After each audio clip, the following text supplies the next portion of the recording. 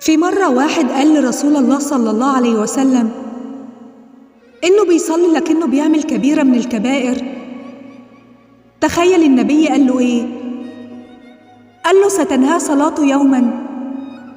النبي صلى الله عليه وسلم ما قالوش سيب الصلاة لغاية ما تتوب لربنا، لأن الإنسان اللي بيعمل الكبيرة دي هيدعي وهو ساجد: يا رب توب عليا من الغلطة دي، مهما غلطت كمل في طريقك إلى الله ولا تفقد الأمل في رحمته.